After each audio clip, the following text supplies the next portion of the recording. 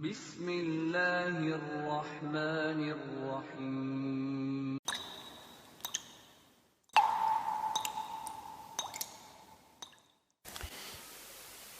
Assalamualaikum Ustaz. Waalaikumsalam warahmatullahi wabarakatuh. Berbicara tentang fasik. Saya nggak pernah bicara fasik tadi, saya bicara tahajud. Pertanyaan yang lain. Munafik, bagaimana jika kami yang baru mau berhijrah, namun nafsu kami masih sangat tinggi dikarenakan kami masih muda, karena itu kami masih sering sekali berbuat baik, terus maksiat. Bagaimana pendapat Ustaz? Saya sudah tahu. Ya sudah kalau sudah tahu, kenapa nanya? Aneh ini orang. Sudah tahu tapi nanya. Kurang sehat ya. Baik. Saya sudah tahu katanya perbanyak puasa sunnah, namun saya masih saja terbayang maksiat karena nafsu. Apa yang harus saya lakukan? Baik, yang pertama adalah Quran surah ke-66 ayat yang ke-8. Itu ditafsir di Quran surah ke-4 An-Nisa ayat ke-17 sampai dengan ayat 18. Kemudian dilanjutkan ke Quran surah ke-3 Ali Imran ayat 185. Yang di situ ditafsirkan di Quran surah ke-7 ayat 34. Ini yang paling efektif untuk menghambat diri kita berbuat maksiat. Baik, yang pertama, setiap orang punya pilihan berubah. Punya pilihan. Jadi kalau Anda bisa memilih yang baik, kenapa Anda memilih yang buruk? Karena itu, manfaatkan peluang itu sampai dengan nanti batas kehidupan terakhir kita. Apa batas kehidupan terakhir itu? Yaitu ketika ajal menjemput. Quran surah ke-7 ayat 34. Walikulli ummatin ajal. Setiap umat itu, bukan cuma kita, semua umat itu punya ajal. Ajal itu batas akhir usia yang dirahasiakan oleh Allah, tidak diberitahu supaya kita bisa bersemangat kemudian menggali bekal-bekal terbaik untuk pulang. Kalau diberitahu, Anda nggak akan semangat menjalani urusan dunia. Itu namanya siapa? Sayyib. Masya Allah. Sayyib, Anda disampaikan akan meninggal malam ini jam 9 kurang 3 menit. Dan kurang 3 detik. Masya Allah. Apa masih berhasrat untuk pulang dan keluar dari masjid? Tidak. Di sini aja. Ya Allah, ampunilah saya, Allah. Saya besok kan ada ujian, gak peduli, ya Allah. Terus saja begitu. Makanya diberikan hal yang gaib sifatnya supaya serius mendekat kepada Allah Subhanahu wa taala. Tapi supaya juga tidak sembarangan. Hati-hati, tidak sembarangan. Karena itu bagaimana cara ajal itu diambil? Ada maut namanya. Quran surah ketiga ayat 185. Kullu nafsin dha'iqatul maut. Setiap jiwa itu akan merasakan kematian. Dha'iqah itu bukan hanya merasakan, tapi semua yang merasakan itu nanti akan punya rasa. Tapi tidak setiap yang punya rasa punya persiapan. Ingat baik-baik.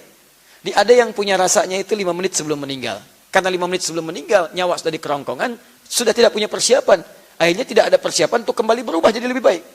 Ada yang rasa-rasanya, Masya Allah, sepekan sudah merasa. Ada yang besoknya meninggal, sehari sebelumnya sudah merasa. Bahkan mengumpulkan saudara, nyampaikan ini dan itu dan seterusnya. Dan banyak sekali teman-temannya seperti itu. Ulama-ulama saleh.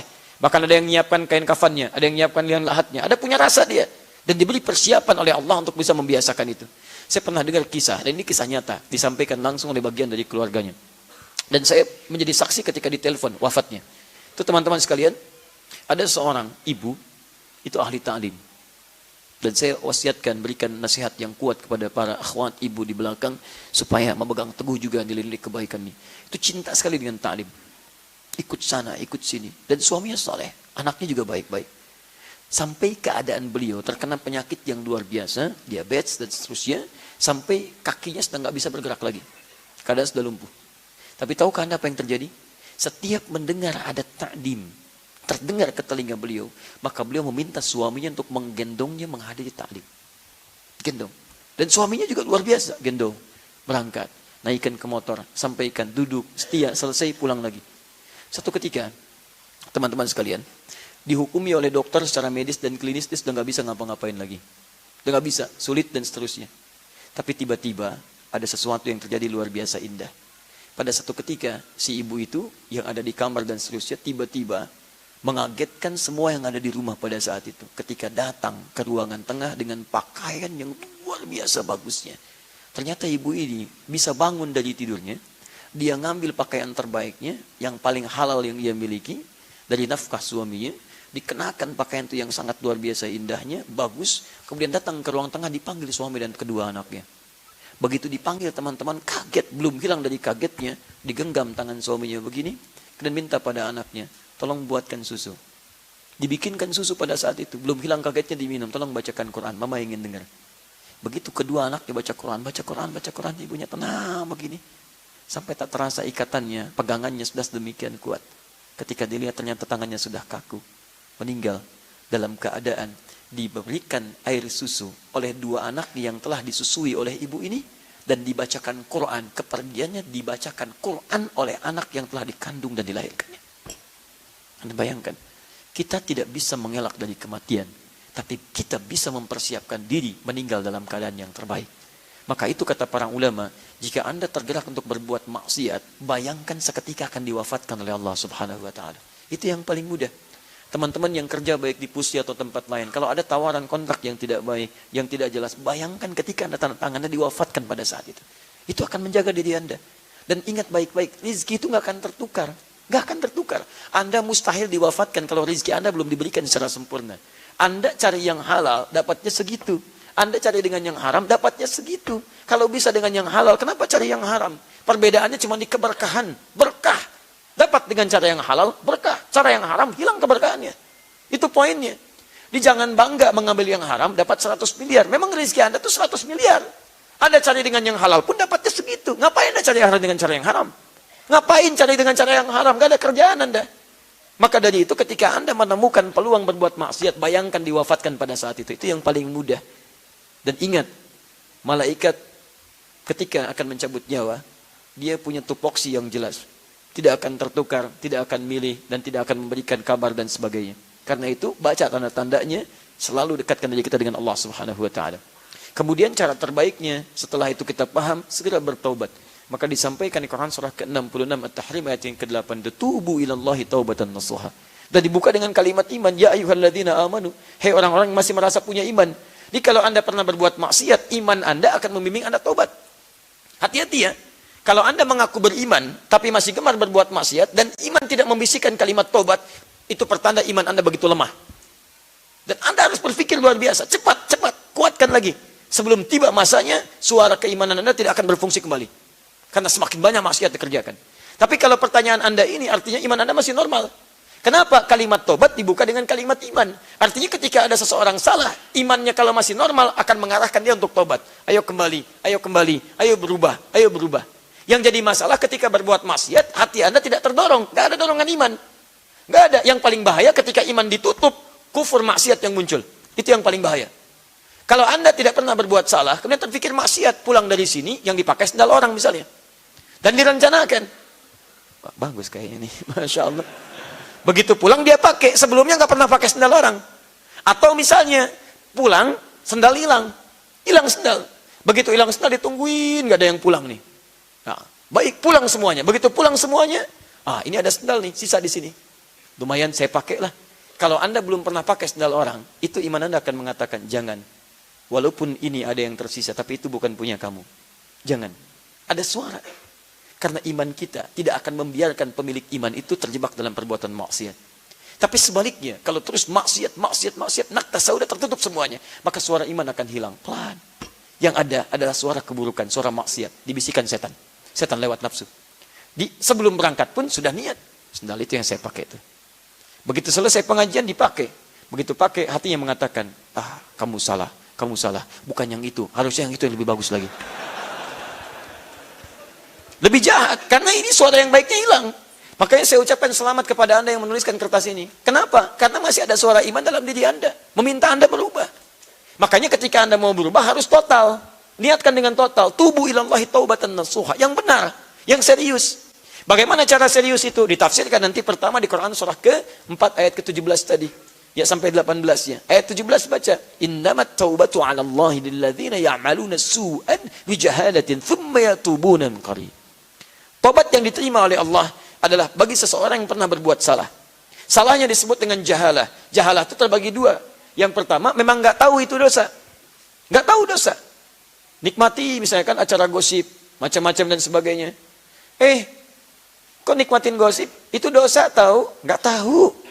Nah karena nggak tahu, dia menyaksikan itu. Setelah tahu, dia pindah, saya tobat. Ya Allah, itu jahalah namanya.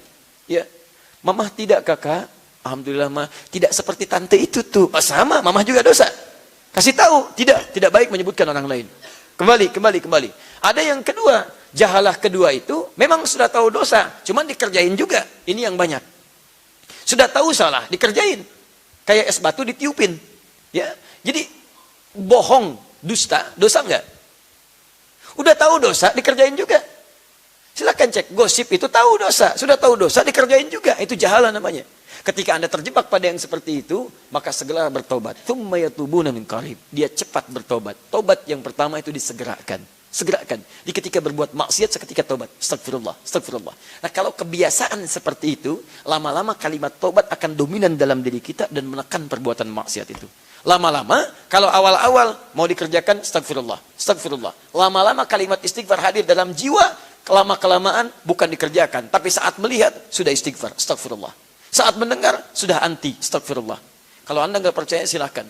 Bahkan kalau niat Anda maksimal mendekat kepada Allah, ingin berubah total, mengambil rumus Quran surah keempat, ayat ke-100 di situ, maka indah sekali kalimatnya, saya tuliskan dulu. Wa may yakhruj min baitihi, pertengahan ayat, muhajiran ilallahi wa rasuli, thumma yudrikul maut, faqad waqa'a ajruhu 'ala Allah. Perhatikan kalimatnya. Atau saya baca dari awal. Wa may yuhajir fi sabilillah yajid fil ardi maragaman katsiran was'a. Siapa yang mau berubah karena Allah, total dia berubah. Dia niatkan karena Allah. Kata Allah, kalau masih ada waktu hidupnya, saya jamin. Pertama, saya berikan ketenangan dalam jiwanya. Anda nggak percaya, silakan. Anda nggak pernah ke masjid, kumpul-kumpul dengan orang. Tiba-tiba Anda ke masjid. Begitu Anda ke masjid, akan terjadi ketenangan dalam jiwa. Perbedaan. Akan ada kenamaian, nikmat. Dulu kumpul-kumpul nggak jelas, sekarang ikut taklim. Awal-awal nggak enak. Tapi lama-kelamaan ada sesuatu yang berbeda dalam jiwa kita. Setelah itu, maragaman katsiran. Allah ganti segala hal yang dianggap rugi. Ini artinya ketika Anda berhijrah, boleh jadi ada bagian dari dunia yang terasa ditinggalkan. Tadinya sekian, tiba-tiba dapatnya hilang. Tadinya riba ditinggalkan, tiba-tiba begini. Tapi nanti Allah akan berikan berkah yang lebih daripada sebelumnya. Tapi kalau Anda tiba-tiba hijrah total dan wafat pada saat itu, wa may yakhruj min baitihi muhajiran ilallahi wa rasuli, thumma yudrikul maut, kemudian wafat pada saat itu, baru niat wafat, faqad waqa'a ajruhu 'ala Allah. Taubatnya diterima, wafatnya dalam keadaan mendapatkan pahala dan dijamin surga pada saat itu. Dan itu ayat diantaranya mengisahkan tentang orang-orang yang dulunya pernah berbuat maksiat, bahkan pernah bunuh 100 orang diantaranya. Begitu dia bunuh, dia tobat, datang ke majelis ilmu, di pertengahan meninggal. Begitu wafat di pertengahan, sekalimat tobatnya di tiap jalan diterima oleh Allah. Langkahnya menghadirkan pahala. Begitu dia bertobat, diterima tobat, gugur dosa. Langkahnya hadir pahala. Wafat dengan pahala, masuk surga. Masuk surga. Anda bayangkan, bunuh 100 orang, masuk surga. Anda tuh nggak pernah bunuh orang, masa nggak bisa masuk surga? Siapa yang pernah bunuh orang? Angkat tangan. Mana polisi? Ada polisi. Ada peluang, teman-teman. Kenapa Anda nggak ambil peluangnya? Banyak orang berbuat salah pada saat itu dan dia bisa berubah. Kenapa kita nggak bisa berubah? Karena itu tadi, ayo cepat bertobat. Tidak ada orang manusia yang hidup di muka bumi tanpa salah, kecuali yang dijaga oleh Allah Subhanahu wa taala dari para nabi dan rasul. Kalau kita pasti salah. Karena kita berbuat disebut dengan manusia. Insan dari kata nisyan. Nisyan bersanding dengan khata di Quran. Rabbana la tu'akhidna in nasina aw akhtana. Kalau salah, ayo kembali. Allah turunkan sifat afu, memaafkan. Allah turunkan sifat ghafir, mengampuni. Ghafar, banyak ampunan. Ghafur, lebih banyak lagi. Dan Rahmanur Rahim, dan saling memberikan rahmat dalam ampunannya. Karena itu semoga Allah menguatkan diri Anda. Kalau ingin bertobat, segera bertobat pada saat ini. Ya, kemudian dekati Allah dengan kebaikan, berjanjilah, dan bayangkan ketika Anda akan mengulang kembali hal yang sama, diwafatkan oleh Allah seketika. Semoga Allah memuliakan Anda, semoga Allah memuliakan orang tua Anda, dan semoga dengan taubatnya Anda memberikan kebaikan kepada kedua orang tua Anda, ibu yang telah melahirkan Anda, ibu yang mengandung Anda, ayah yang kemudian memikul beban kehidupan Anda. Masa iya kemudian ketika Anda dilahirkan Anda mengecewakan keduanya dan membuat malu keduanya di hadapan Allah Subhanahu wa taala?